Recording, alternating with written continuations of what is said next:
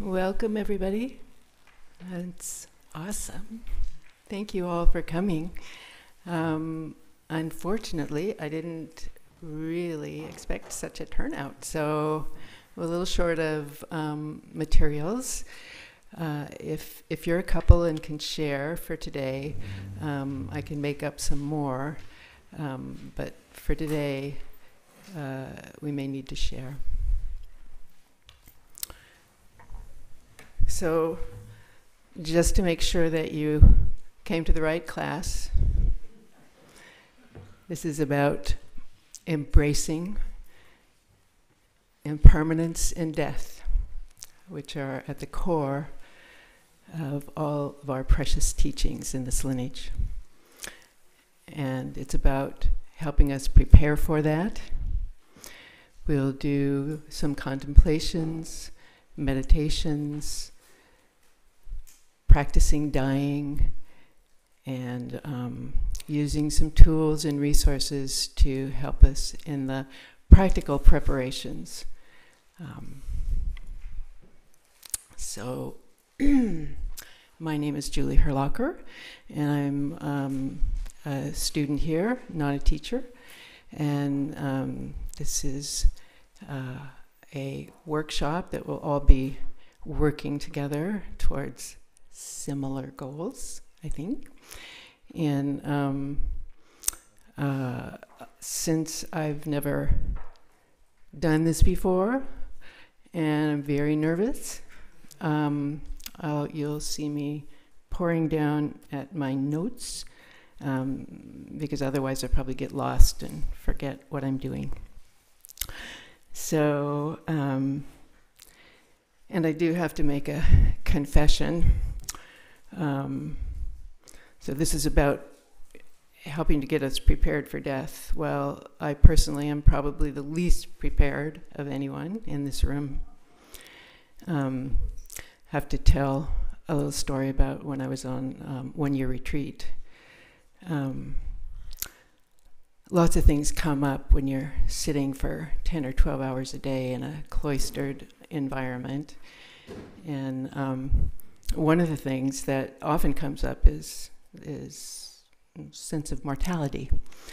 And so at a certain stage during retreat that happened for me. I felt strongly that I would probably die before the end of retreat.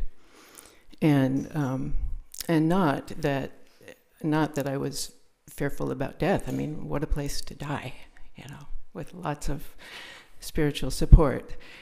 But actually I experienced a panic, because what I realized, I was totally unprepared. There were so many undone things, so many things left unsaid, so many arrangements I hadn't made. I remember actually going to Zopa, who was one of my neighbors in retreat, because she was a lawyer, and just, asking her what I could do to get everything in order.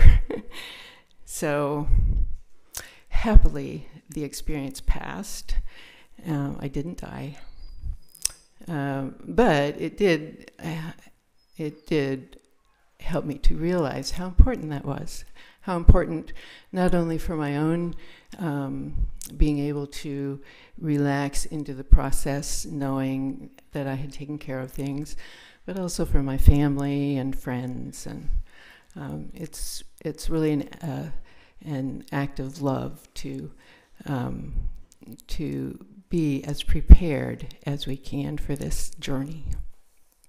So now my lips are getting dry.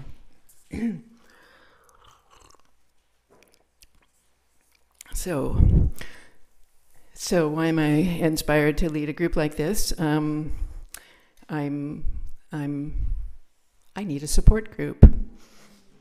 I really am hoping that part of what comes out of this is that there's an ongoing way for all of us to grow and support each other in our practices and our preparations and plans for the journey of dying and life, for that matter.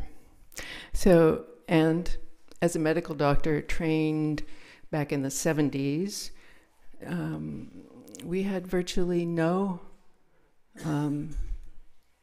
classes no teaching, no training in dying, the death process, or even really how to be present with it and supportive. I mean, death was the enemy. It's, it was over. Once death, well, you'd failed, move on, next. So, okay. So, but in spite of that, or despite that, dearth of teaching, during my life experience, some of the most touching, most heart-opening, most sacred experiences have been around the dying, witnessing the dying of patients, family, and friends. It's a very special time that I think is worth talking about a lot and preparing for and thinking about like every day.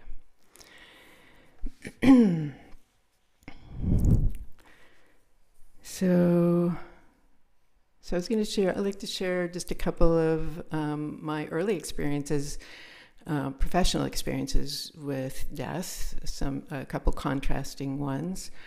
My very first one as a medical student in the Indian Health Service Hospital in Seattle, there was a young Native American chief who had a certain kind of chronic leukemia, and he came in and out of the hospitals with exacerbations. He was a wonderful young man, loved by his people, and nobody wanted him to die. And of course, everything was done to avoid that. So the last time he came in, he was sicker than usual, and it seems possible that might be his last. And sure enough, rapidly deteriorated, and it was clear that he was going to die. But in just as rapid succession to try and put that off and avoid it, medication after medication, line after line. His room was a forest of IV poles and monitors and staff and people.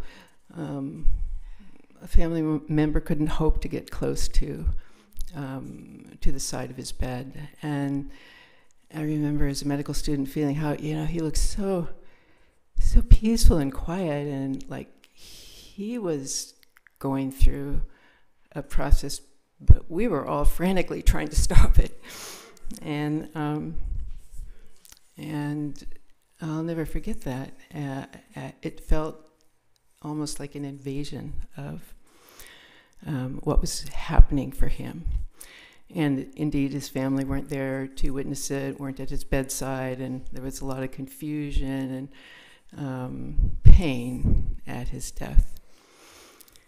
So, in contrast to that, I did my residency in Salinas, California, in the Monterey Hospital, or not this, the county hospital, and I had this lovely Hispanic woman who was relatively young, in her early 60s, who was also dying of cancer. She came in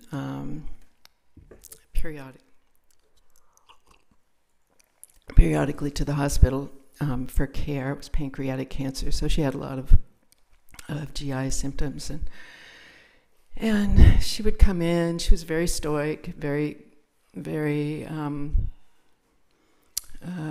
calm and accepting of being there. And she was always surrounded by family who were, laughing and talking lightly and having fun, describing what was going on in the family at home. And the last time she came in, she was pretty sick, and it was pretty clear that she was probably not going to make it through that hospitalization. So the one thing she wanted was to die at home, to die surrounded by her family and her priest. And once we realized that, we ended up pulling a lot of strings to do a reverse ambulance ride, and we got an ambulance to get her home with whatever support that she needed to be able to make it home and be with her family. And that happened. And afterwards, I heard from a family how grateful they were to be around her, to be with her, and what a beautiful and peaceful death it had been. So there are different ways to do it. So death is truly the only absolute certainty of our life. It's the one thing we can have perfect confidence about. We are all going to do it. If you're born, you will die. So, and the other side of that coin is it is equally uncertain. Absolutely none of us have any idea when or how that will happen. It can happen any moment or years down the road. So I don't know if any of you had teachers that like to throw pop quizzes. I had a few of them, and of course I was one of those students who preferred to just wait until the last minute and stuff everything in, and for the test. Well, can't do that for pop quizzes.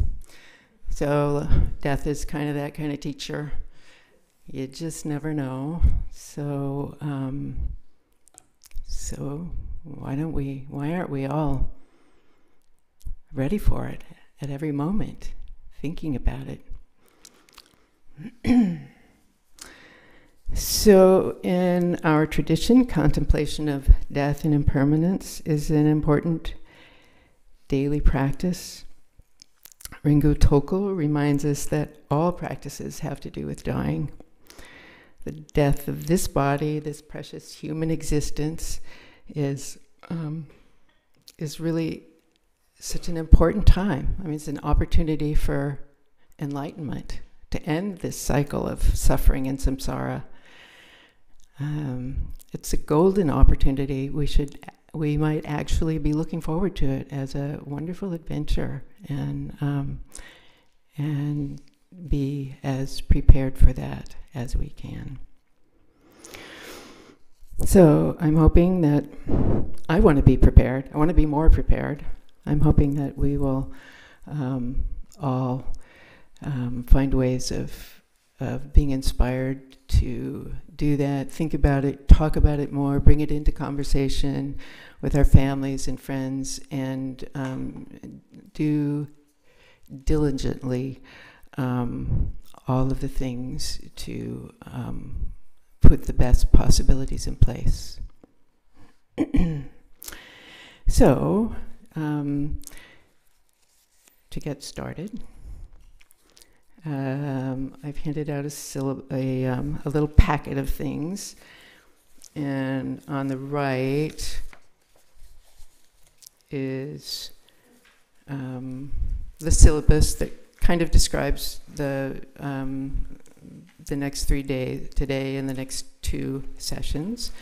And then there's a bibliography which contains all of the things, resources that I brought together while thinking about this and preparing for it.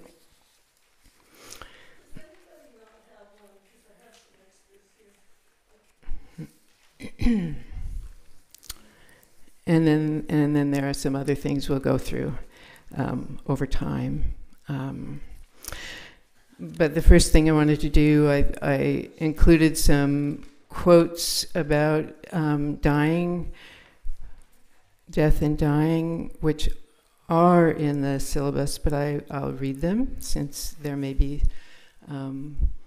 some folks that are joining us by streaming. So All practices and instructions have to do with dying. When we really know and accept death and non-existence, we can fully live our lives and be prepared for death and life. And that's from Ringu Tulku, who actually has a very nice website called Living and Dying in Peace, which has lots of nice talks and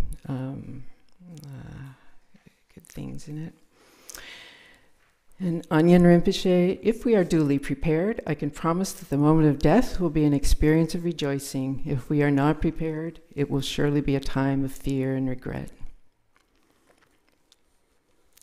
Sogyal Rinpoche, for someone who has prepared and practiced, death comes not as a defeat, but as a triumph, the crowning and most glorious moment of life. And then there's our own late Steve Jobs. Remembering that I'll be dead soon is the most important tool I've ever encountered to help me make the big choices in life. And this is from a statesman back in the Renaissance, Montaigne. Men come and go, and they trot and they dance, and never a word about death.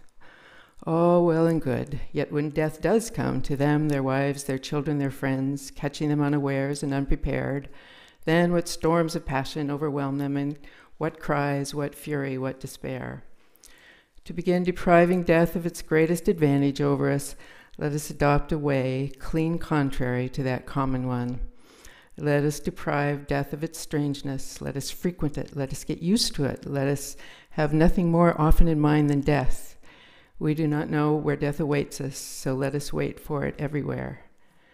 To practice death is to practice freedom. A man who's learned how to die has unlearned how to be a slave. He must have been a Buddhist. And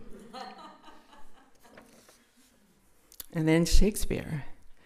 Be still prepared for death, and death or life shall thereby be the sweeter.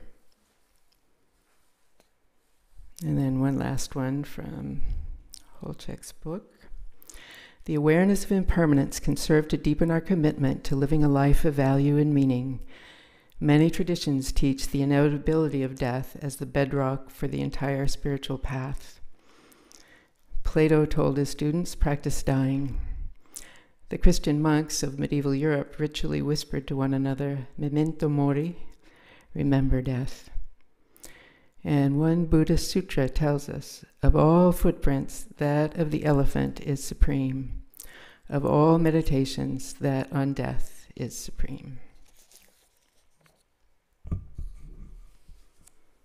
So, once again, welcome. We're really happy that you're all here, and anyone who's visiting by streaming. And now I would love to hear from you. I'd like us to go around and for people to introduce themselves, say a little bit about yourself, and why you're here, and what you hope to get out of this workshop.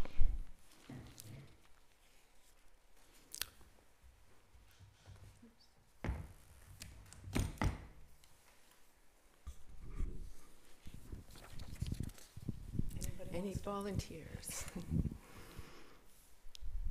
Sure. Okay. Oh, me? Okay. Okay.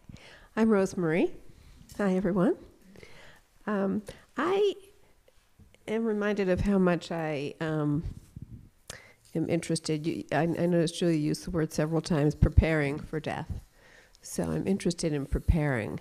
And not necessarily entirely on a practical level. I mean, I've actually done some of that, but more on an emotional and a spiritual level. So I'm hoping to get some tips on that. I'm Kay Hartzak. This is what I'm trying to practice, and this is from the book Mind Beyond Death, Dzogchen Punlap. If we are neither in the past nor in the future, then where are we?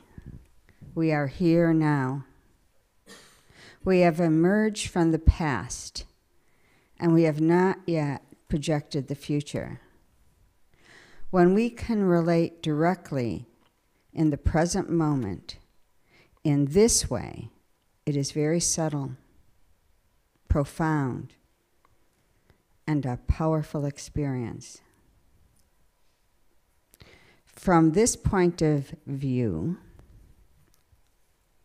death is taking place in every moment. Every moment ceases, and that is the death of that moment. Another moment arises, and that is the birth of the next moment. Thank you, Kay.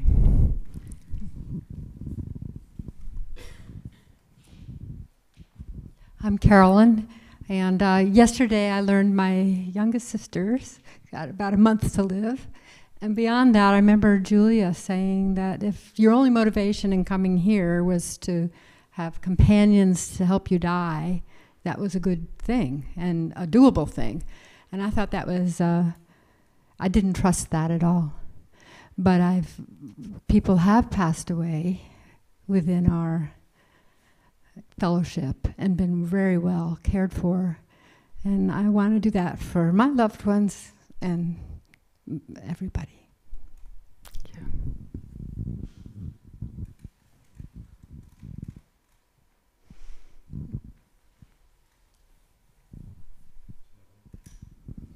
Okay, Peter. My name is Peter, and I've worked with hospice doing massage for some years, and so indirectly at least have had experience with death. Like Carolyn, I learned a week or so ago that my older sister has untreatable leukemia and a limited length of time to die before dying, and I'm certainly interested in learning better ways to deal with that, though we're not close, and better ways to support her. She's being very open about it, and I've invited her or asked if she would share what is going on for her as she looks at the time that she has left. And I'm looking forward to supporting that and learning from it as much as possible.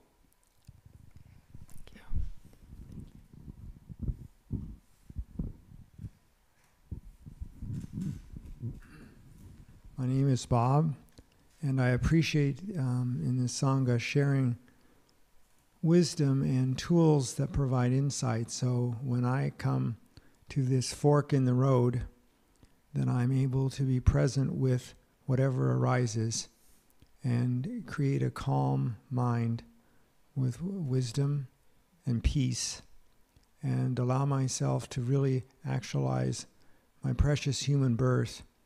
As the Dharma has brought increasing levels of sanity and perspective in my life, I want to also prepare for this, and I know that a number of my family members and friends are getting older, and so how best to support them in a way that's really loving and really connects them with themselves. So I really appreciate the efforts that's made to bring this to us all. So thank you.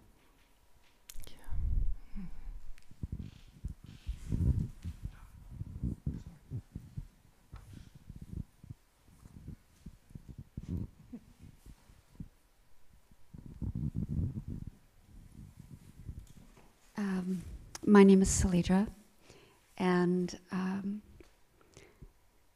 I've been thinking about this before coming here today. I had the privilege of doing hospice work for probably about 4 years in different capacities as a volunteer, and at one point I was a medical assistant so I was called when people were having signs of dying, and I would go there and pronounce them. And I worked with Stephen Levine for many, many years as well. And I have to say that, I've just been having so many memories of my experiences, and on the whole, those experiences were so sacred and precious, and I felt deeply humbled to be at this moment with these people, and I just don't know another word except for their ascension is what it often felt like. And I'm looking forward to it, and when I go to bed at night, I put one hand on my heart and the other hand on my belly, and I am grateful for this day and know that I might not be here the next day. And I'm all ready to die.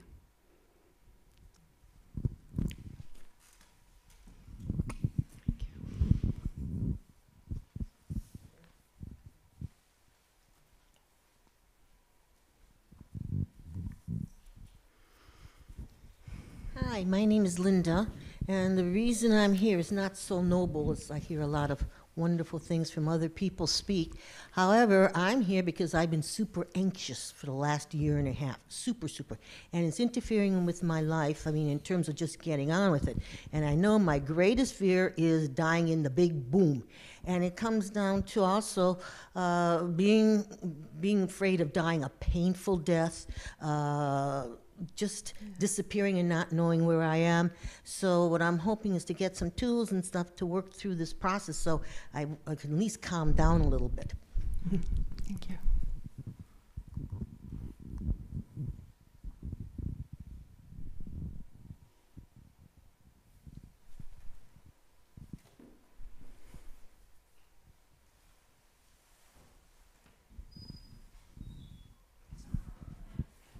My name is Adele, and I'm grateful to be here and want to continue to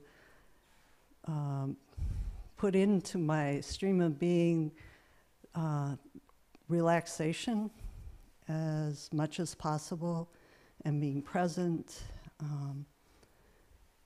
in all moments, but lessening any concern and confusion around the passage of my life and witnessing and supporting others in that way as well. How can I be present and relaxed and supportive?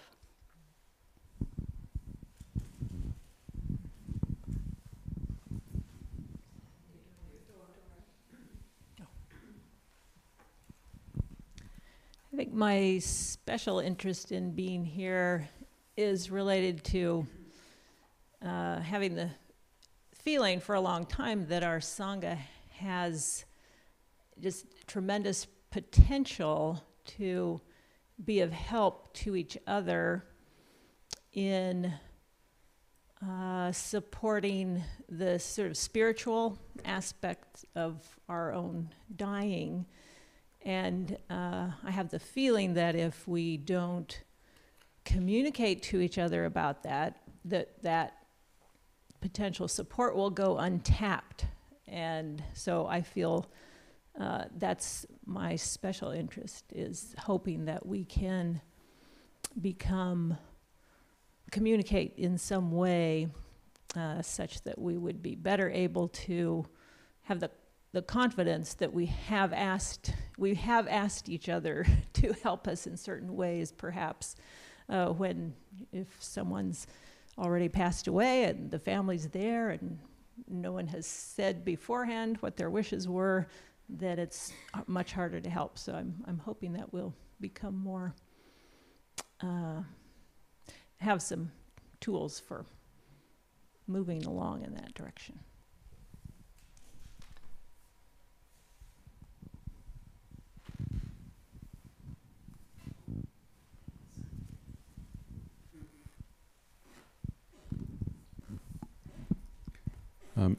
My name is Bill, and I would reiterate exactly what Dora said about the sense of potential here and wishing to be part of the discussion to encourage this potential to move from potential to actuality.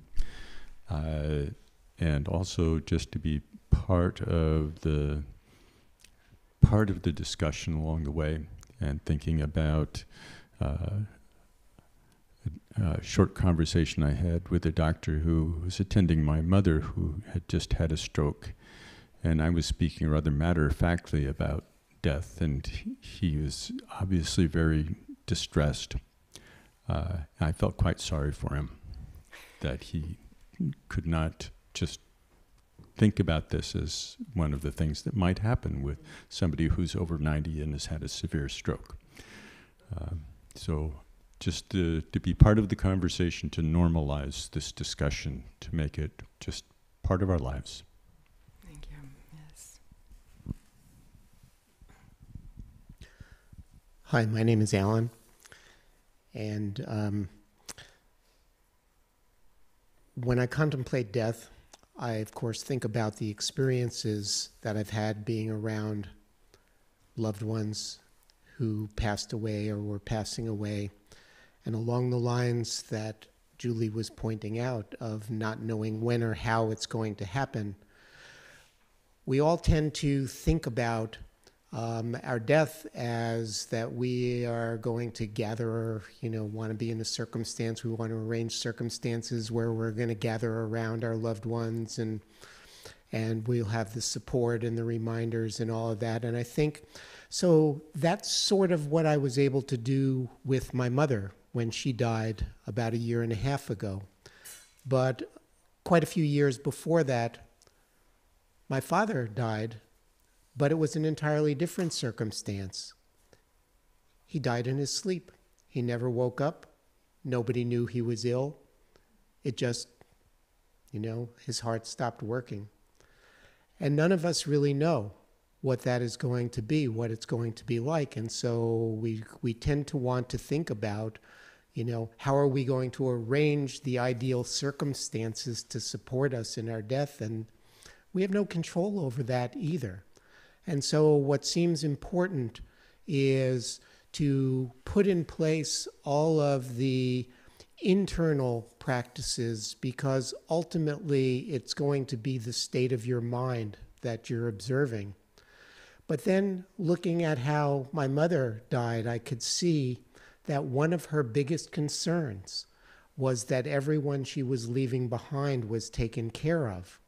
So the practical aspects, even though I have in many ways put a number of those in place, as I was just glancing through some of this stuff, there are so many things that I haven't thought about. And I think about my loved ones, and particularly I think of my greatest attachment. I think about my wife, who is on 3-year retreat, who I haven't seen for 2.5 years. And sometimes when I contemplate the 4 thoughts in death and dying, I think, oh my God, what if I never see her again? And then I sometimes think along the lines of, which would be harder, if she died first or if I died first? And I feel that the part for me dying first, the hard part, would be the fear that things were not in order for her to continue on, even though I think I've put all of that in place. But I don't know. I don't know how, we don't know how it's going to happen, when it's going to happen, what sort of order. And I just think that it's wonderful that we can all come together and maybe flesh out, pardon the pun or bad pun, that we can have a bigger picture in our minds that we're not capable of doing by ourselves, but we can share through our connection together and have the perspective of the larger group of all the things that we need to think about, both the way in which we prepare ourselves internally so that we can be at peace, and the ways that we can prepare circumstances so that we won't have to worry about our loved ones.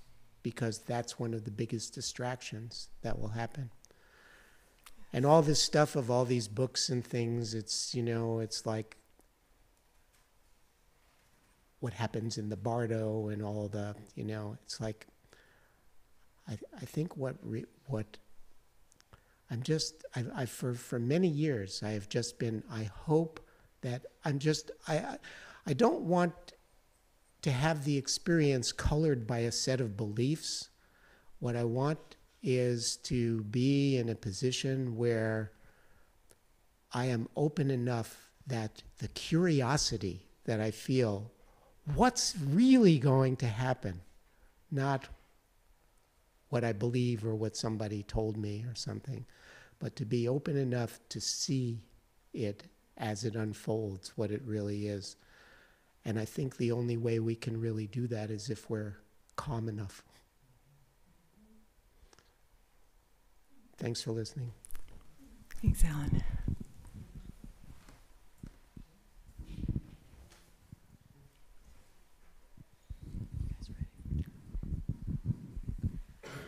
True confessions. I'm here because I'm lazy, and I procrastinate. I'm very good at procrastinating. And I was talking to Julie at breakfast the other day, and she's asked me a few times if I've actually followed through with registering for the class. And I got as far as halfway through the registration form and saw that the old address was there, and I got distracted. So, anyway. Thanks for coming, Bonnie. Yeah. Committing to a class and the structure helps me. And having the support of others I enjoy being with on the path really helps me to buckle down and do something that's akin to going to the dentist for me. I thought, you know, as we were setting up the chairs, I was telling Julie, I think, you know, it's interesting, there's all these phrases we have: kick the bucket, throw in the towel, you know, bite the bullet, and buy the farm. I'm sure you've all got quite a few. And as I sit with that, I realize all of it seems to have one acts and is in charge in a way. It's such an illusion. And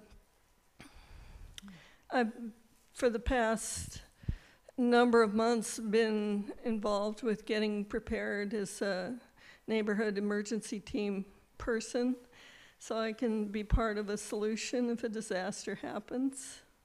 And we are way overdue for a severe earthquake, even up to 9-point Richter scale.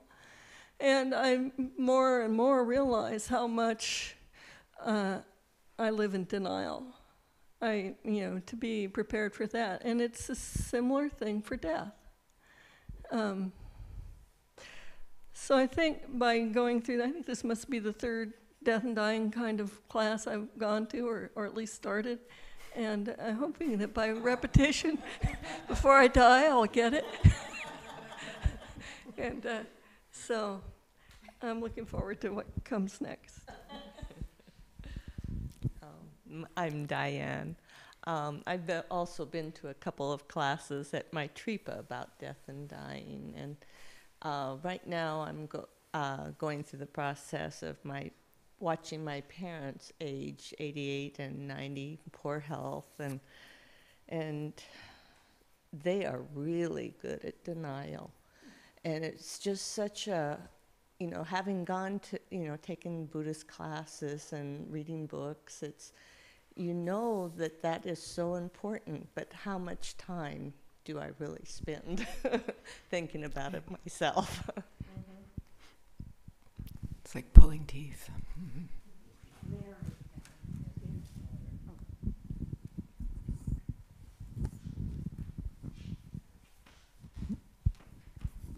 So I'm here for a few reasons, but when I sit here and I think that even though I was a hospice nurse for 10 years, there's always something to learn, and the people that I learned the most from were the people that I would care for, and the people around them, you know, and it's all over the map.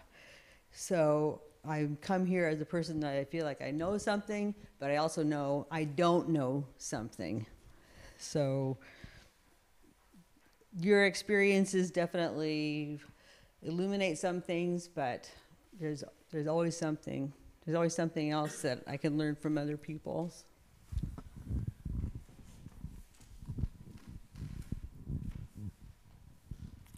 Who hasn't spoken? Or wants to. Judith.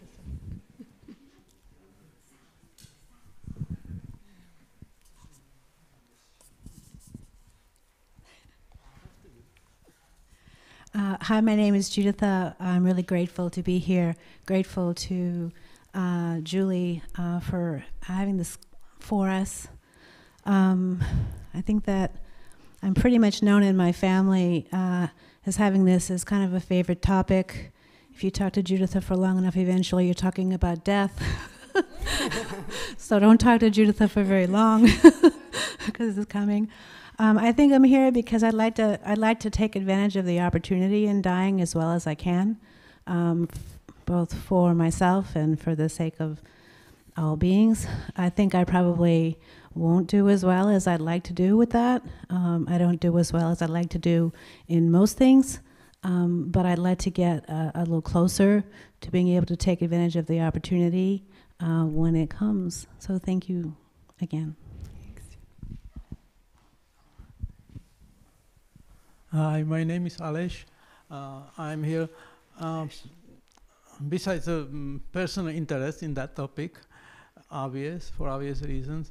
I consider the denial as one of the root causes of the social problems we face, and I don't mean we only as let's say U.S., but I mean we as a species, and that's why I wanna know more about it.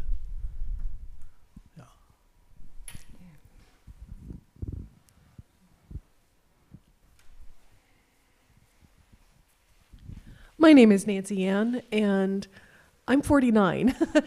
And I had two deaths that really hit me this year. One was of my beloved stepfather, and he was 93, and it was not, brought about with fear. He was a very well-loved man who had lived a very rich life.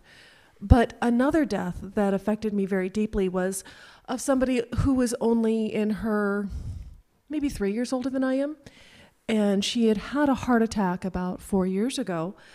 And every single, moment after that was just so precious to her. And when she did pass, the pain, oh my stars, the pain of her adult children, of her grandchildren, almost swamped me. And it is something that death is a very uncomfortable topic for me. It makes me want to shy away and look at something else shiny and pretty. And so that's why I'm here. Yeah. Thank you for being here. Hi, my name is Tracy, and I had the experience when my mother died, and my stepfather before that, but particularly with my mother, because she knew for so long that she was dying. She actually had a terminal illness for 18 years. So so that began happening when I was in my late 20s. And then as I got older, we began to say goodbye every time we saw each other. And then she invited me to help her when the end became really near, and it was such a gift. And I had there was such a cracking open of my heart in a way that I haven't experienced before. And it lasted for months afterwards and instructed how I was with everybody I encountered, my students, my colleagues, my son, and there was something about the practice of showing up for her in her process, and how beautiful it was that she allowed that, because I know that that's not possible for many of us because of fear or pain or many things. So, wow, like I have grief for not being able to continue to be in that space. And so I had no idea that death could bring us to that space. And it was just, I think I was a much better person when I was in that space. So it was beautiful. Mm.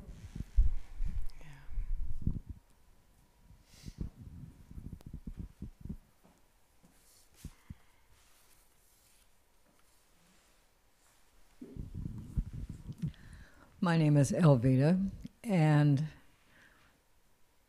I think the most important thing for me is I've always, or for a considerable period of time, been very aware of how impermanent human life is. I think about people that I have heard about who, for example, started off to work on a morning and they didn't ever get there. They certainly had no intention of not coming home that day. And so I'm very good at speaking with friends and family about whether or not they've done all the things that they need to do before, because that could happen unexpectedly. Unfortunately, I'm a very good ambassador, and I don't do very well personally when I think about the things I've acquired in a relatively long lifetime that I already know my daughter will have very little use for. It's really time to get prepared. So that's why I'm here. Let go, yeah. Thank you.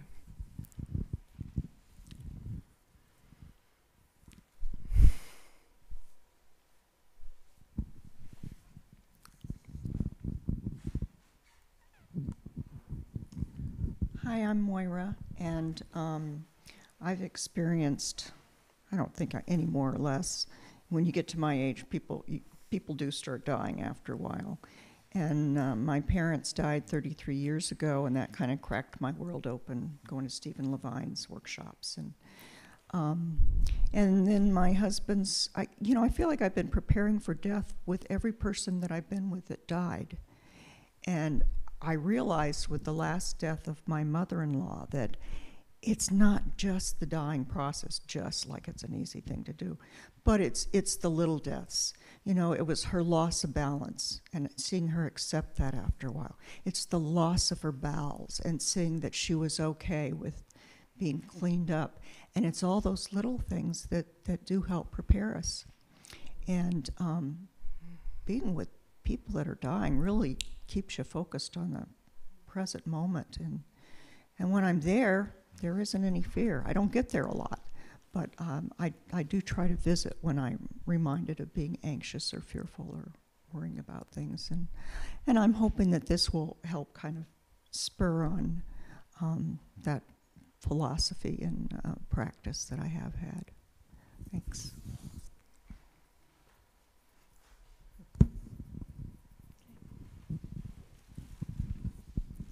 My name's Carolyn.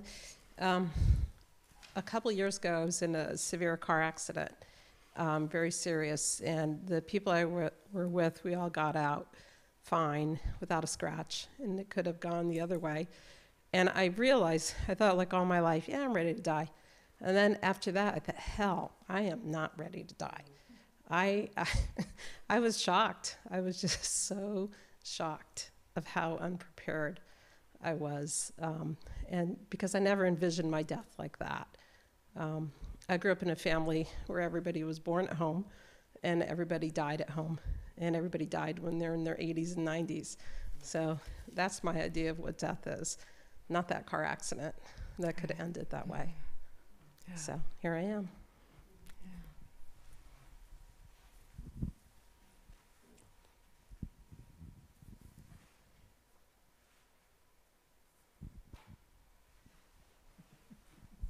I may be the last holdout. Well, I have to admit I have a terminal illness. and we all do. It's called life. So I guess we all need to be here. I've been a death denier, I think, ever since my dad died when I was very young, and I was with him, and I think I just kind of shut down to it. And even in meditation, it's a very dry conceptual thing. I don't really get it. I mean, it's just not a reality for me. So I'd like to figure out how I can, I don't know, wander around the charnel ground or make it a little more real somehow. And then also I'd like to figure out how I can help my death be a blessing for others. When my mom died, she told me when I was with her that she felt very blessed. And that was such a gift to me and really saved my life in a way that she said that. We hadn't had an easy time. But to know that she felt blessed as she went to her death just was a huge gift to me. So I hope that I can have that kind of grace when the time comes and make my kids and my wife and others feel good about that.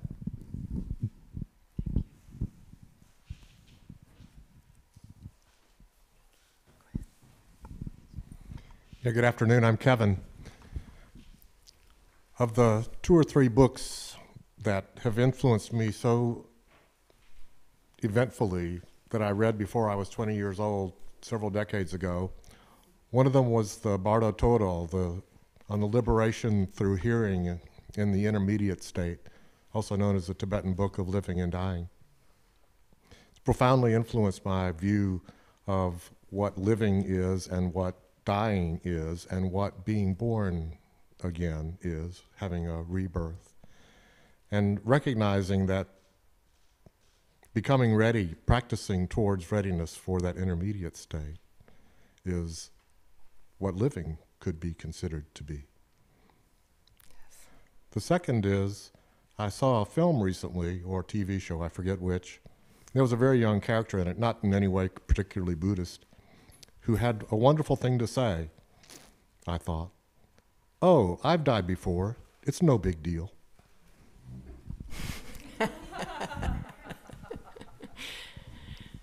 That's what we're taught. We all have. We just forget. Hi, I'm Linda. My mother died a little over a year ago, and I thought I knew her well, and we had great conversations. And she was uncommunicative for the last 5 or 6 days. And when I look back on that time, it's like I would have done things differently now that I've learned what the death, well, different things that I've learned by studying Buddhism and the dying process. And I guess what I'm here for is to learn what questions are really important to people while they are dying. Like what's really important to me, what's important to other people, what are the questions to ask?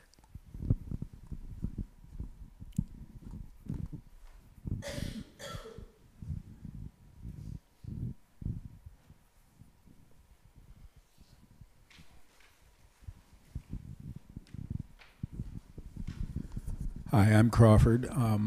About 6 years ago, I did the Mahamudra program in Merrick, and one of the teachings, or actually a series of teachings, touched on something I'd really had given very little thought to, and that was like sort of actually taking an active participation in my death. Something that struck me as a real new approach, at least from my way of thinking, and that's something that I wanted to explore a little bit more. And I remember Sanjay Elliott telling me about this class, and so ever since then I've been looking forward to learning a little bit more.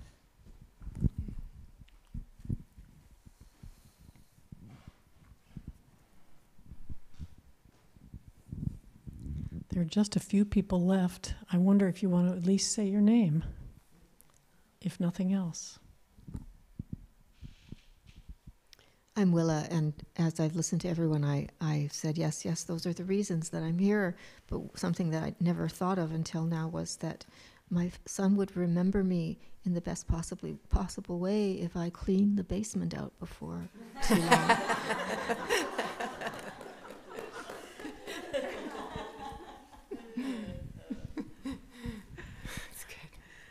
I'm Diane, and I do have to admit that I'm really fascinated by death. And it all happened some years ago when my kids were 5 and 7 years old, and I was diagnosed with a brain tumor. And I just remember being so incredibly happy during that period, and just open to the possibilities of what might happen. And unfortunately, I didn't die. And but I think I got a sense of what the Dalai Lama means when he talks about being looking forward to his death. And I'm just intrigued by the whole thing, and I'm open to whatever we learn here.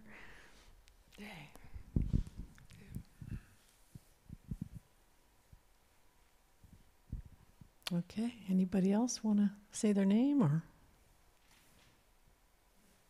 Okay. Well, my name is Nina, and I think I came because I'd like to understand more about the death process and how to be at peace during that process, and also how to help other people who are dying. And a lot of people have spoken to that, what questions to ask and how to be supportive.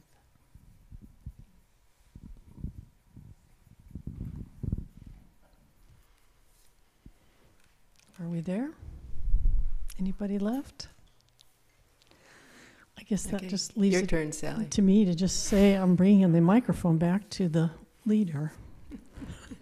And all I would say... Why are you here? I'm sorry, my name is Sally Mead, and I am here because through chunks of my life, I have found myself close into death and going to some way of learning some more and preparing for that. And long ago when my father died, going to an Elizabeth Kubler-Ross workshop, and that it was a real valuable turning point for me in being able to move on and accept it. And then later, 10 years ago, to a retreat that taught the methods of doing Bardo reading for people who are dead.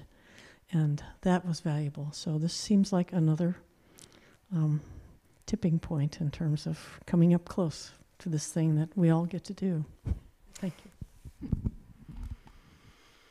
So thank you all for that sharing. It was very rich, and I hope all of us get at least something of what we're looking for. And for me, probably most importantly, an ongoing community that wants to talk about and practice in this manner about our process of living into dying, or dying into living, or, the cycle, the whole thing. So, just briefly, just looking at the syllabus, just overview what we're doing here. So, familiarity, our teachers teach us that familiarity is the key, one of the keys to our practice. The more that we practice and do things, the more they become habits and embedded. And especially for the ultimate experience of dying, we have no idea what condition we'll be in, where our body will be, whether it's sudden in a car accident, or whether it's lingering, whether we'll be demented.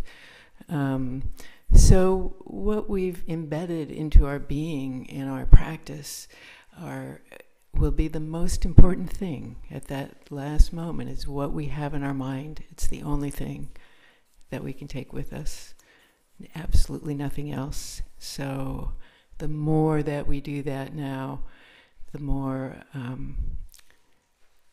chance we have that when we die, we'll die with our hearts thinking about bodhicitta. And so that's part of what we'll be doing, is just developing more familiarity, and then we'll be doing some preparations. The next session will be a lot more nuts and bolts about preparing our spiritual will and other things that we might want to think about, and helping each other and thinking about things that we want to think about. Although I did a lot of reading and research sort of to put together some ideas for this class, I sat down with Adele for a conversation and was blown apart by all of the things I hadn't thought about. Adele is probably one of the most prepared people I've ever met. she's offered to help next time with some of her own experiences and knowledge about wills and legacies and things like that. So, and then another part of this is to help, to have some tools to help our families be able to talk about it and become more familiar and more accepting of our own and their dying processes, and then building resources to help our community, so that people who are not here, but along the way we have a set of resources that people can access, and to help them in their process. And finally, this wonderful Sangha as a support community, and building this into our fabric is a goal for me. So now the next thing I would like to do is a little good death, bad death exercise. And I'm going to do it a little bit differently than it says in the syllabus, just given time and the size of the group and the space. So what I'd like everybody to do is just get comfortable. Just find a place in your chair, cushion, where you can feel relaxed, and probably best to close your eyes for this exercise. And you might, and it's kind of a two-step exercise, so you might want to take some notes in between to trigger your memories, so we can share some after this. So is everybody relaxed? So I'm going to lead you through this, and so first, imagine what you conceive of as a good death. The way that you'd like to have your dying process roll out, if you were able, if you could have all of your druthers. So imagine the surroundings. What would the environment be like? Who would be the people around you? What would be their behaviors?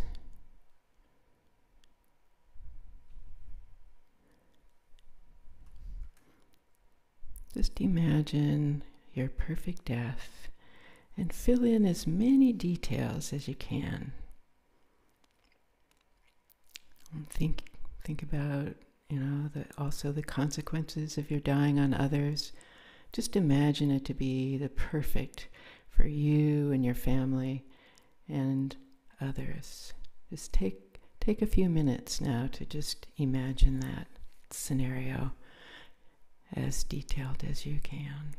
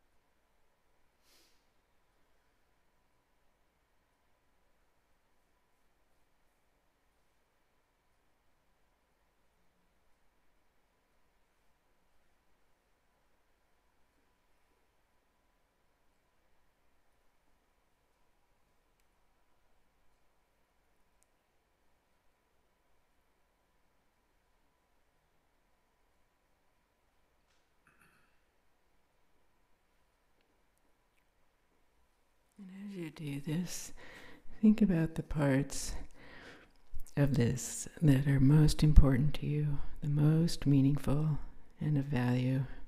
And how do you feel about dying in this scenario?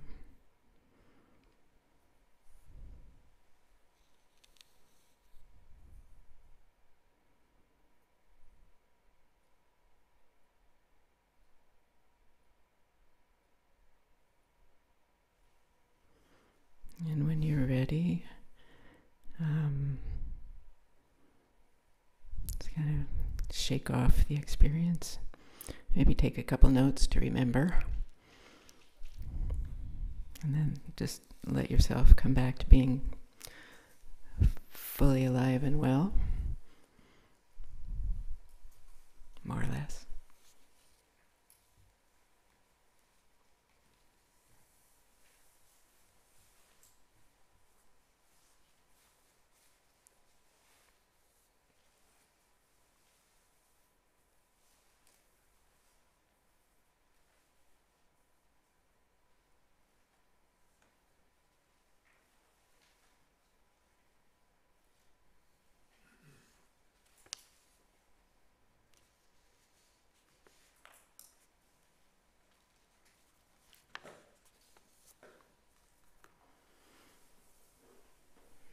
So we know, of course, that no matter how we plan, it may not happen like that. And in fact, it may be the worst possible case scenario. So once you're ready to settle in again, again, be comfortable. Close your eyes.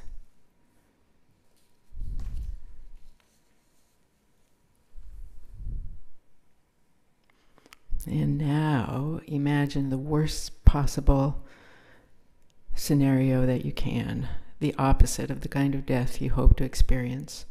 All of your worst fears about death coming true. Let your imagination run wild as you feel comfortable. Feel the feelings that might accompany this death. As much as you can, try and put yourself there, imagine it happening with as much intensity as you can, comfortably.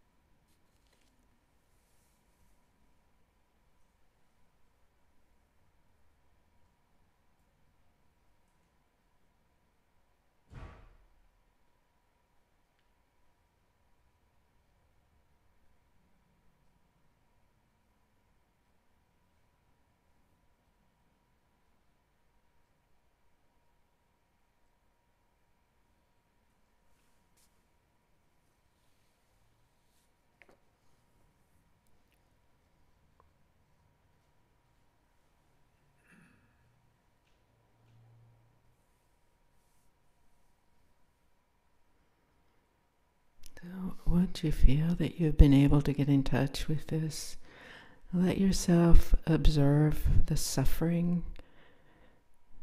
What exactly is it that makes this death awful or fearful? The surroundings, the people present, consequences.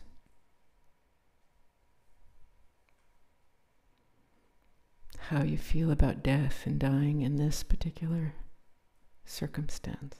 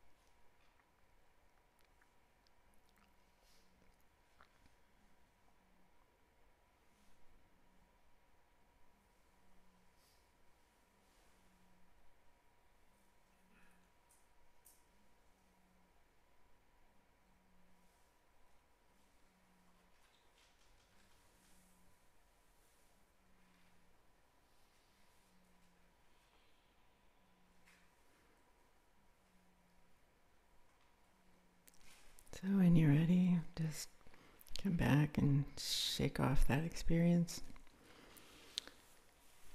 And come back to the room.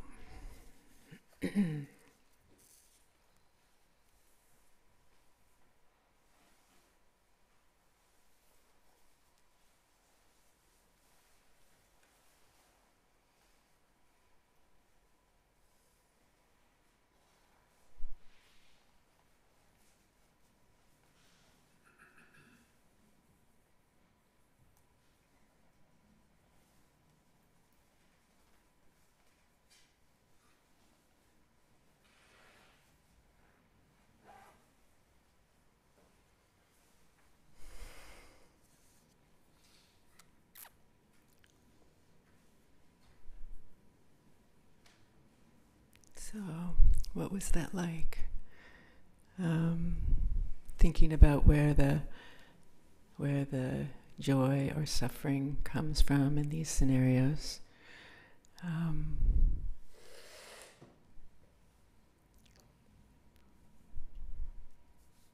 What actually constitutes a good death? What does it require? What are the minimum requirements? Anybody want to share their experience? Okay.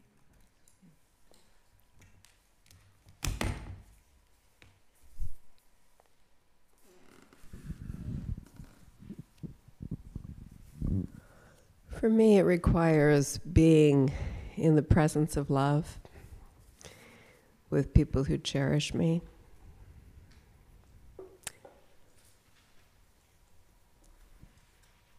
Oh dear, mine's going to be much longer. I have a vivid imagination. So the good death part was my husband and I 10 years ago built a house that we could die in. It's very beautiful. It has all these windows looking out on these gardens we've cultivated. And as my children say, whenever we talk to anybody about death, they say, oh, my parents are always talking about death and dying and telling us, do you remember where the safety deposit box is? And, I kind of, I imagined it, being in our living room, looking out on our beautiful gardens.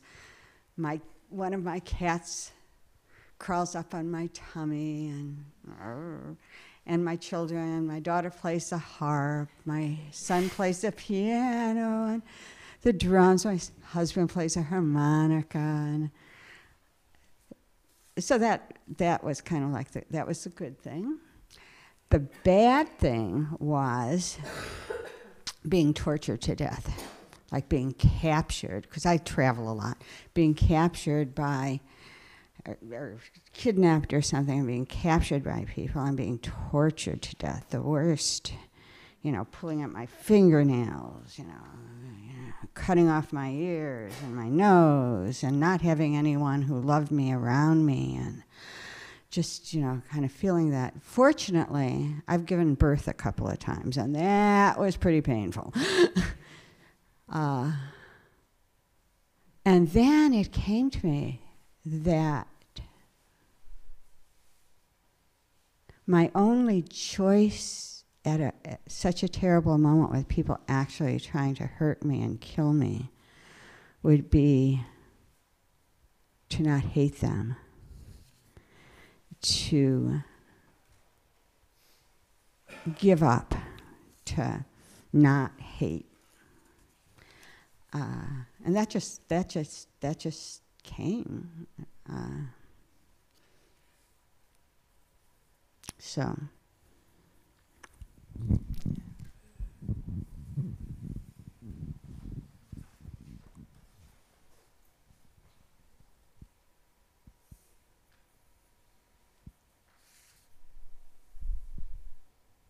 Anyone else?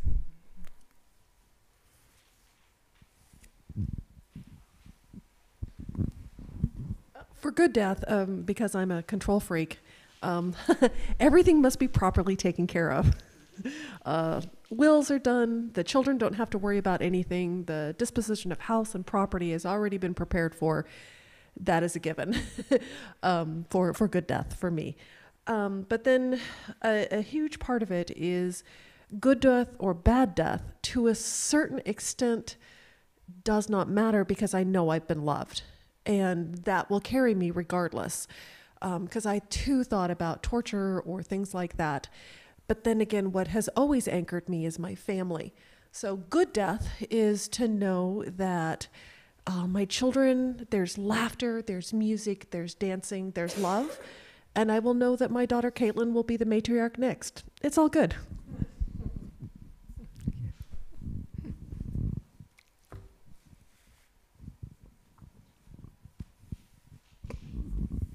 It was interesting. I came up with a number of different scenarios, but what it boiled down to was being conscious, as opposed to not being conscious.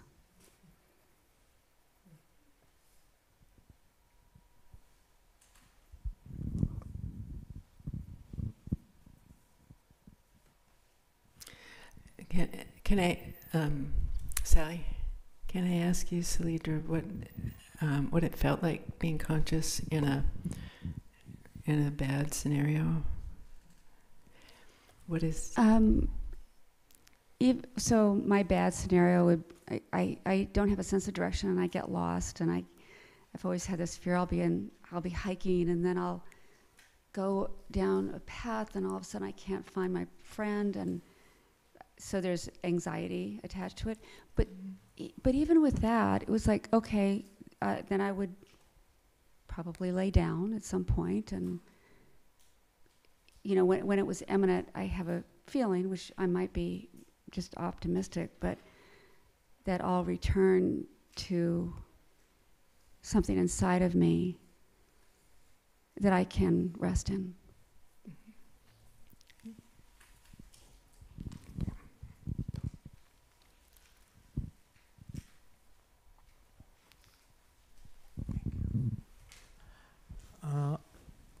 My good scenario would be my loved ones would be around me, my boys, and they would enjoy the show as much as I would, because they would know what's going on, so they would not be freaked out, and they would understand, and my dear Lama Tashi would be there, and Lama Michael, and maybe His Holiness Dalai Lama, and they would, and that would be great, and I would, and with that support, I know I'm destined for some good place, right, or whatever left.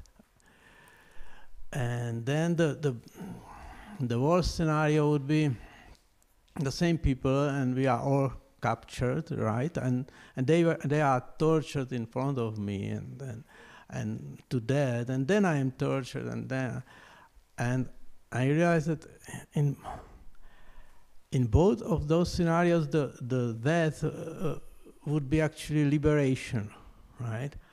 And I felt like this equalizer that like if I am ready through the practice, it probably does not matter, but only if I'm ready through a lot of practice, then it's probably the same, because then I would have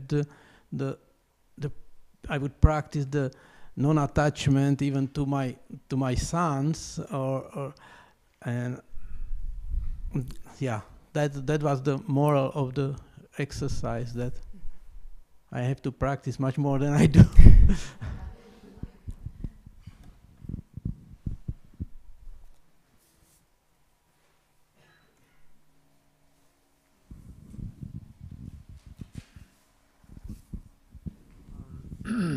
Well, I thought about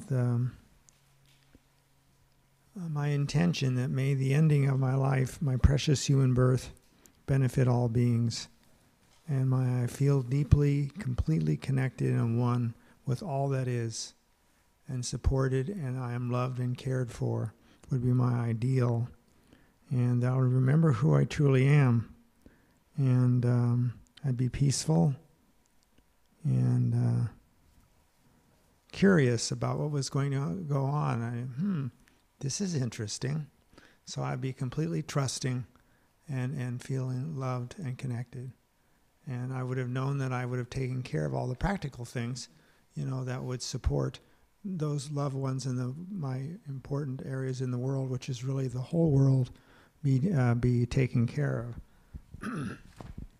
As a contrast to that, my worst fears, awful and worried, I'd be anxious at that time. I'd sort of be in a hell realm. Wherever I was doing, wherever was going on, I would not be a happy camper. I'd be depressed and hateful of all of life, feeling separate.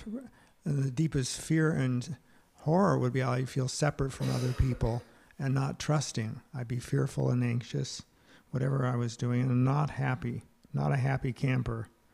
And I'd feel alone, not loved, not trusted, and separate from that. And that energy would spread out to the world. And that would be my deepest concern, is that because I can see in the world today what happens when each of our energies, if they're not skillful, really send out harm to all people, and we are completely interconnected in one. So if I wasn't contributing to that, I would feel pretty bad about that. Yeah.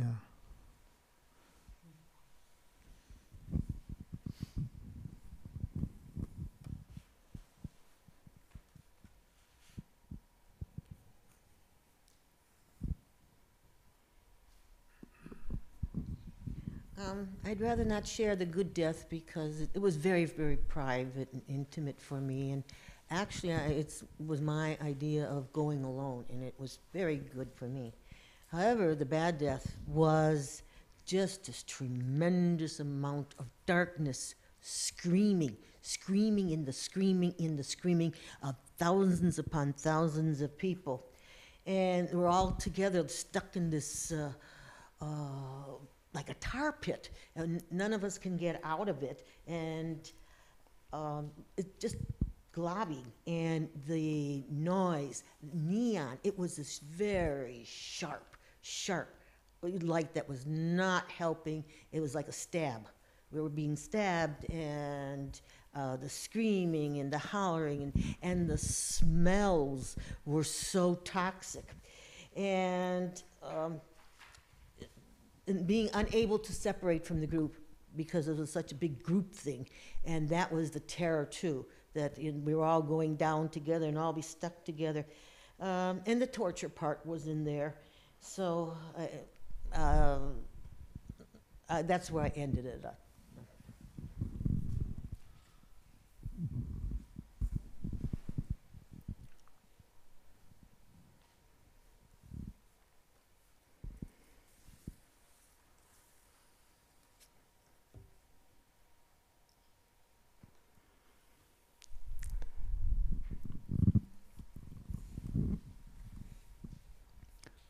One thing that I noted was that I had a very clear idea of what a good dying and a bad dying would be, but that was something different than the death itself. And being of an internally literary mind, I could imagine ridiculously impossible, wonderful circumstances and ridiculously unlikely, though possible, bad circumstances. And it was sort of only kind of, I thought, Bill, you'd better set the task of think of something that's kind of towards the good and the bad side of the middle of the bell curve and start there. Don't get too carried away. So that, I think, but there were a lot of themes about preparation, just all the things that I would like to have in order prior to actually getting into dying. Mm-hmm. But then when it came to death itself, then that was more a matter of thinking how to actually meet experience as it unfolds. And then it's the sort of the last bit of dying, the last lap. That really, I would be concerned about how to run the last lap so that it might give the best chance for meeting that experience. Thank you.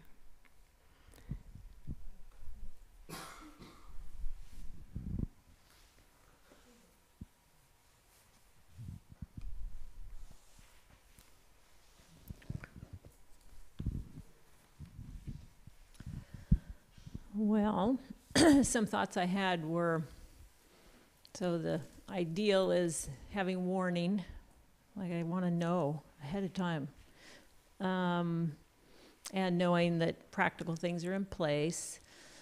I wanted to have a kind-hearted, attentive helper who would be doing for me things that I couldn't do for myself, and helping to, you know, if I thought I'd like to have a picture of my teacher, they would get a picture of my teacher or something like that. If I needed a drink of water, etc. I want to know that I'm dying. I want to kind of know what stage I'm at from a, you know, as much as a medical point of view. And mine is, I want to be able to pay attention.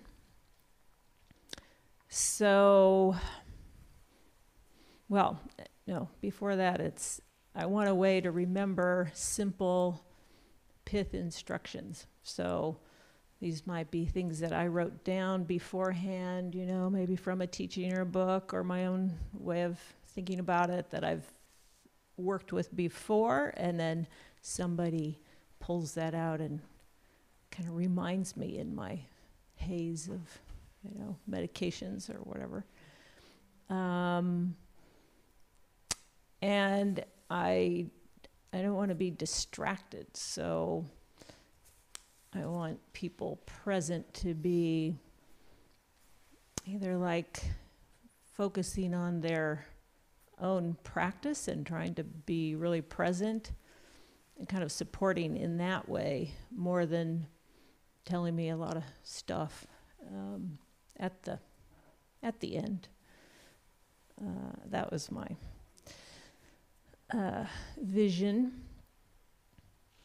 And then the worst, yeah. I mean, the worst is having, so it's sudden, I don't know it's going to happen, I don't know what's happening, I'm confused, there's someone being, acting in an aggressive and hateful way, and you know, as Kay said, like bringing that out from me, that would be the worst if I'm then kind of responding in that way and have that in my mind, and I'm feeling like I don't know what's happening, and I think I should be doing something about it and making something else happen, or, you know, maybe people around me are being tortured and I should be trying to save them. So I'm distracted from my own process. I don't know I'm dying, and I don't pay attention to the fact that I'm dying.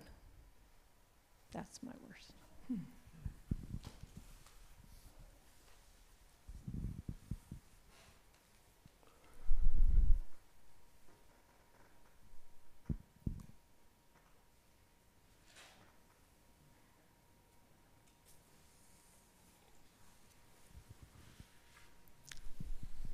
So far, it seems like the themes of a good death have something to do with being in the presence of love and support and peacefulness, and having prepared for, you know, in the practical ways, and also a sense of being present, you know, being there, being a witness for your process. And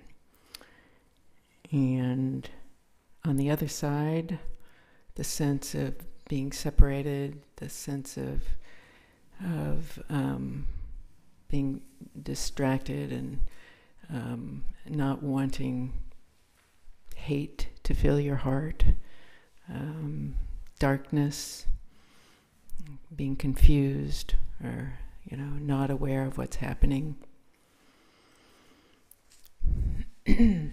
So, we have our work cut out for us.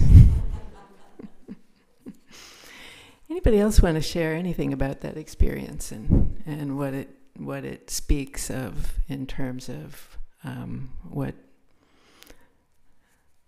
where you want to be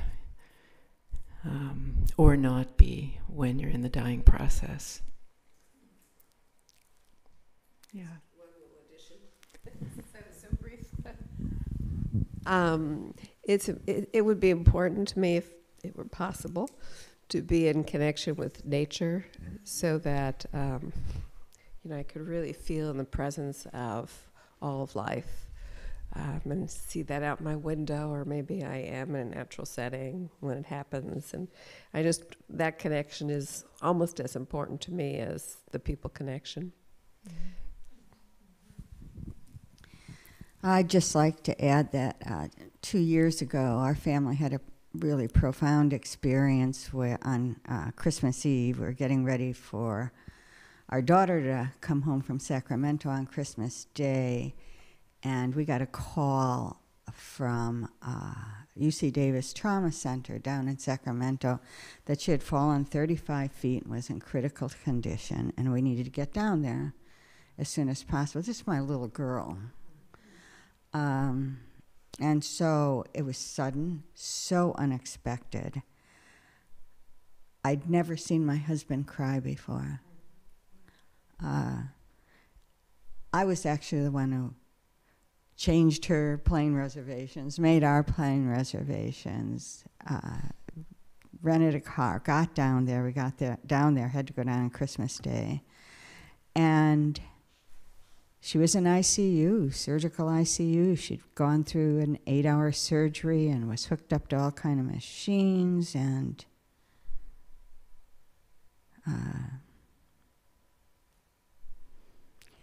when we came out of it, we were all, it was such a shock. We were all in such shock. She was crushed. Her face was crushed. Her right side was crushed. Was she going to make it? We found out later that she had actually died twice during the emergency surgery. It's called, they said, code blue, and had to be resuscitated. When my husband and I left the ICU that night, we looked at each other and we said, man, this could have been a whole lot worse. She's still alive. And it's just really changed. And I think it really affected all of us very much, of how sudden and unexpected death can come. And then you have your child or your loved one, especially a child, in a situation that you really don't have any control over, except to be there. We're going to unhook her from life support. She had a tracheostomy, and it was all flu.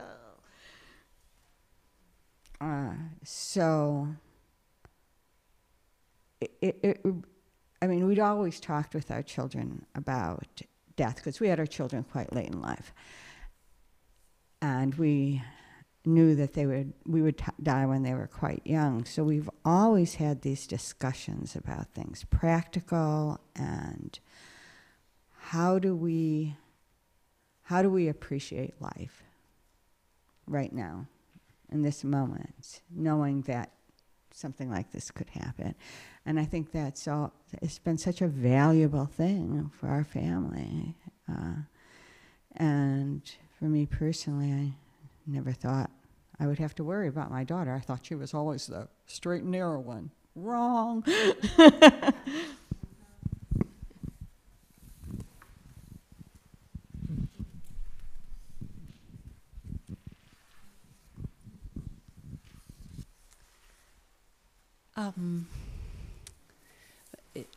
There was something that I learned when I actually gave birth to my son. I have one son.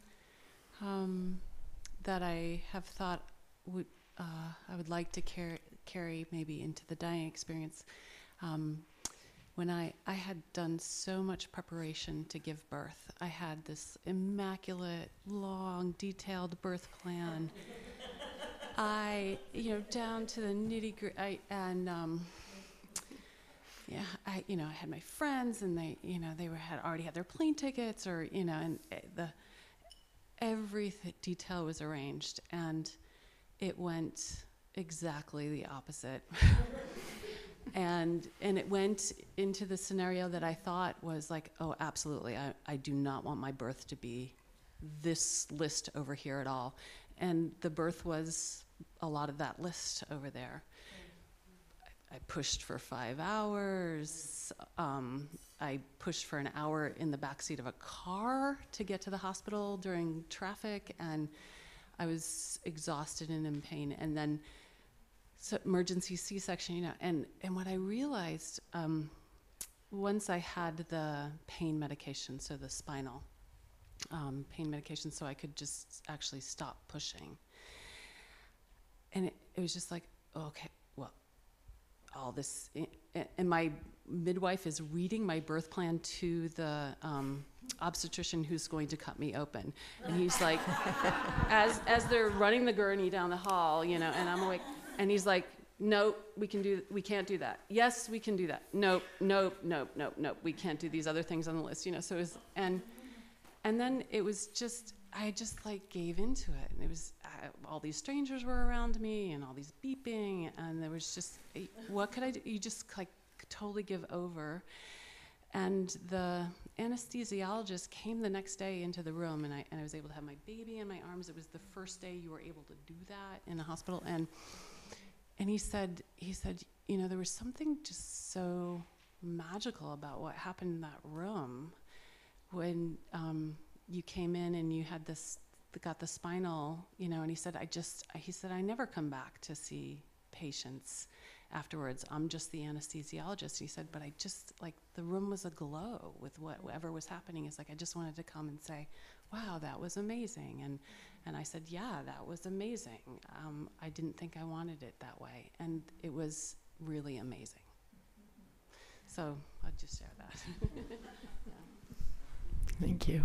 And maybe a good death is just about that, and letting go with whatever happens. Yeah.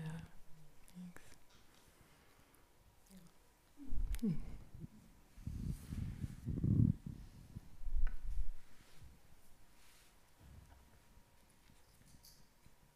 Anybody else?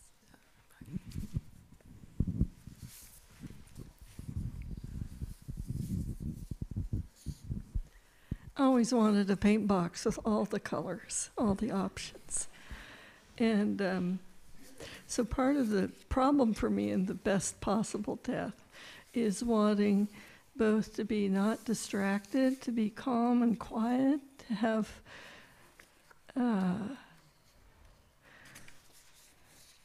my spiritual friends and teachers there to remind me the teachings. And on the other hand, wanting all of my good friends and loved ones around being in good spirits and full of life. And then I feel distracted. So some food for thought. And in the unwanted death scenarios, not wanting to be in pain and not wanting to be unable to communicate, not wanting to be unable to die in a kind of suspended state. And not wanting to be unconscious, unable to have any clarity or any focus on all of what I've been practicing. And then I thought, well, actually the earliest dream I remember that I recall was a nightmare. And it was a nightmare of being in a white room with the walls all receding. And I was in the middle of that room on a bed, and there was no way out because the walls were receding. And I think actually that also speaks to dying and my death. The issue is about being focused on getting out versus being simply present in the center. If I was just present in the center, it was okay. So, yeah, all of the above. Maybe I'll figure it out with a little less confusion before I get to that point. We can't get out of death. Yeah, right. There's no escape. So, in the interest of time, we're coming to the end.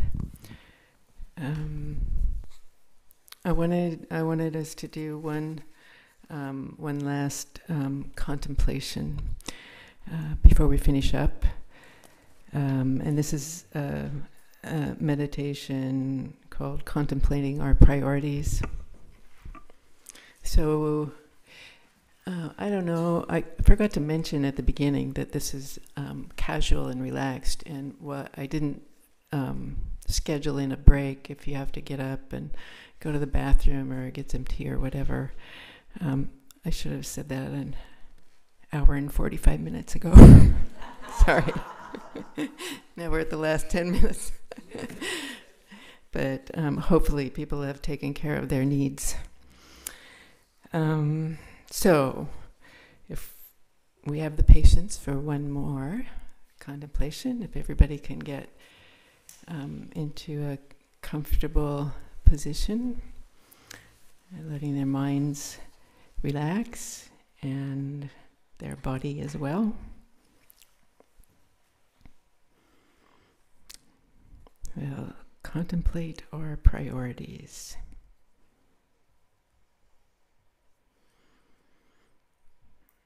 And this is really a contemplation, not so much a meditation, but just to let ourselves gently go there.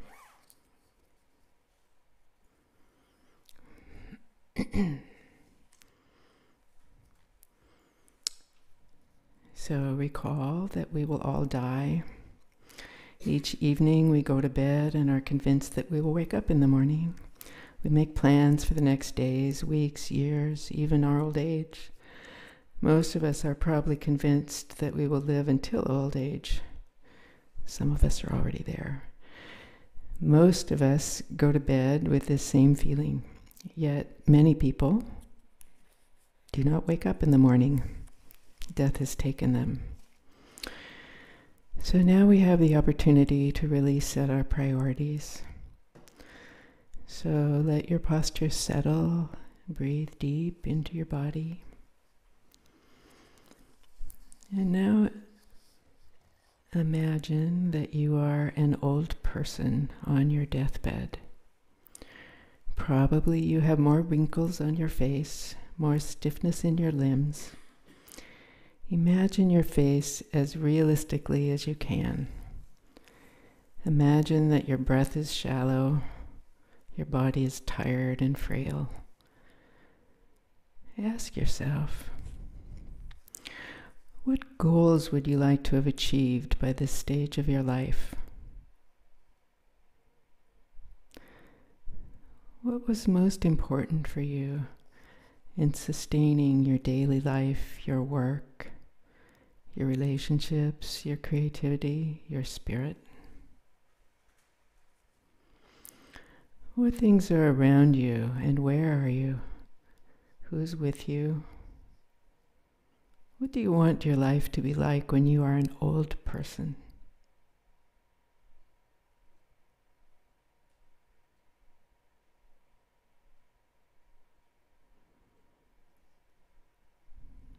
And as you contemplate that,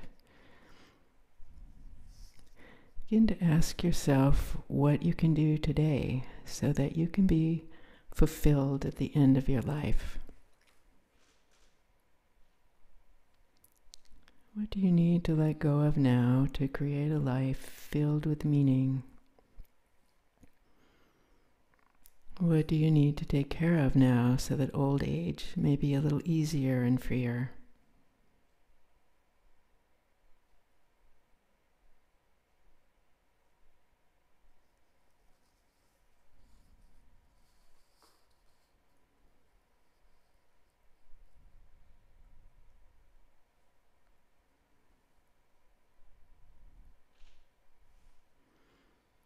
And then, now, we'll move a little bit closer in. Imagine that you are just 10 years older than you are now and lying on your deathbed.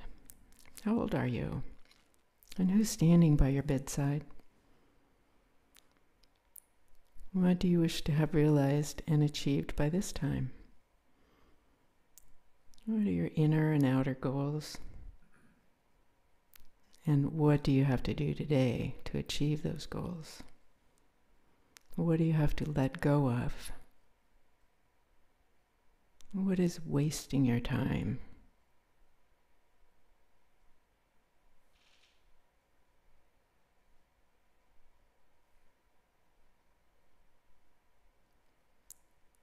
What hinders you from realizing what you really want for your life and the lives of those you love? What can you do today to support a good death?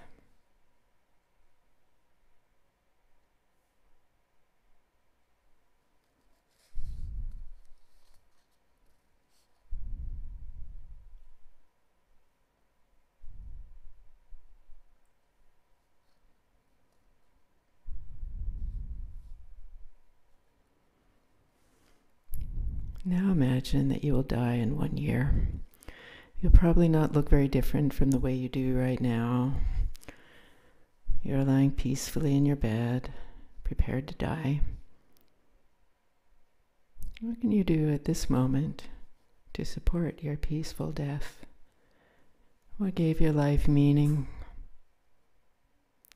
What would you do differently right now with the thought that you will lose your life in a year? What can you do tomorrow to realize the best death possible?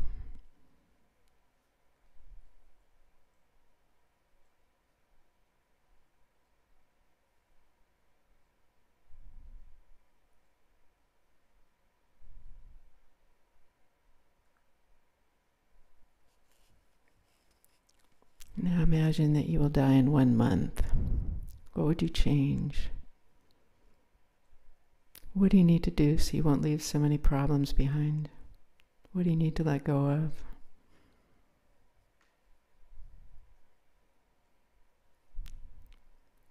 What in yourself do you want to nurture at this time? What can you do tomorrow to support a peaceful death?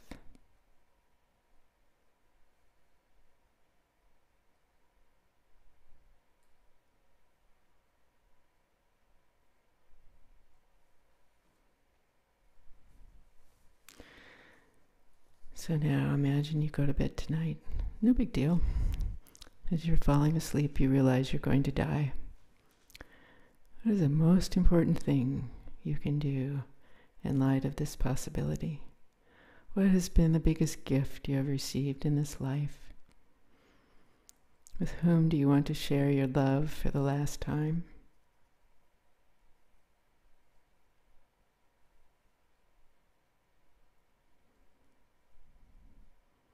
And take this love and thankfulness and go back to your breath. Gather this practice in your heart and mind and experience in essence. In your heart, share this practice with all beings and hope that all beings will transform their fear of death and impermanence so that we can use our lives creatively to foster stability and beauty and to truly be of benefit to others.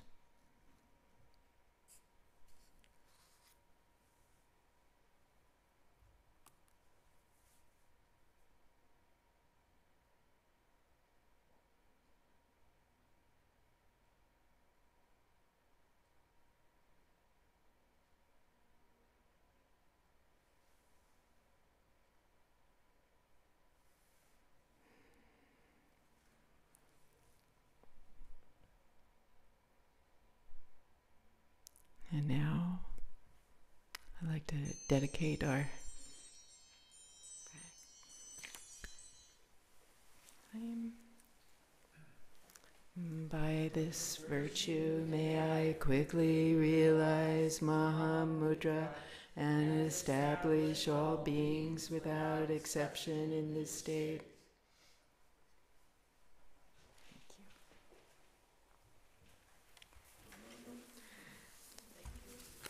So, thank you. So, for next time, so in this, behind the syllabus and bibliography, there's a little yellow sheet that says, "Are you prepared to die?" And behind that are some things to look at before next time to trigger things maybe you haven't totally thought of, and kind of get a little bit of a checklist for where you're at. So one of these is, are you prepared for an accident, serious illness, dying, or death? And there's a list of questions to ask yourself. Check off. And then some documents to think about, with legal ones, advanced directives, and things like that, and also spiritual will, ethical will. Anyway, it's not meant to be exhaustive, just things to think about that perhaps you haven't thought about. And then behind that is another yellow sheet, behind which are some examples. Talks a little bit about Dharma will, and planning for death. And then there's a couple of examples of templates for spiritual wills, just to look at and consider.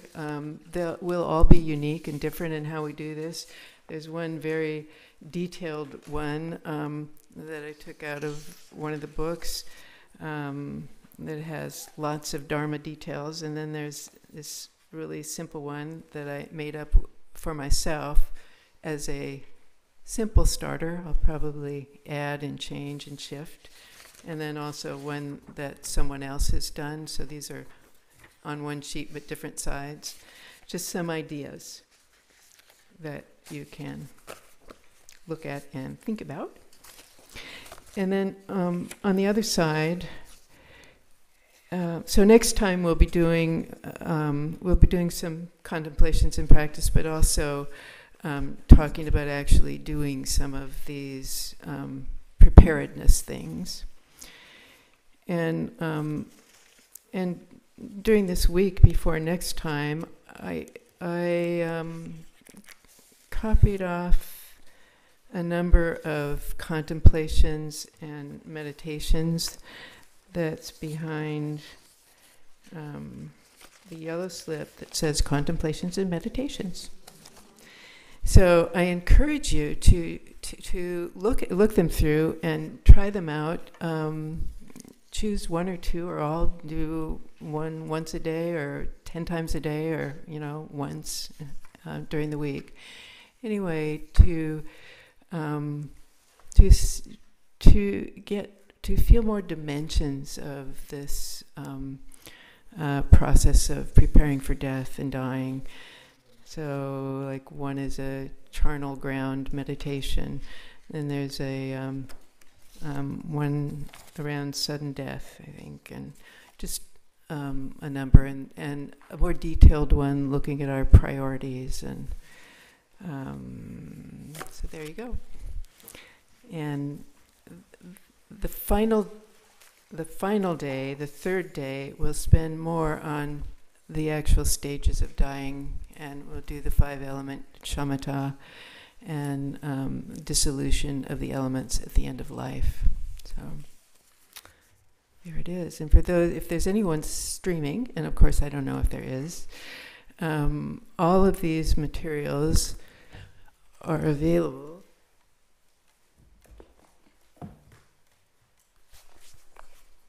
in this notebook I made copies of everything, and it will find a place somewhere here in or around near the bookstore.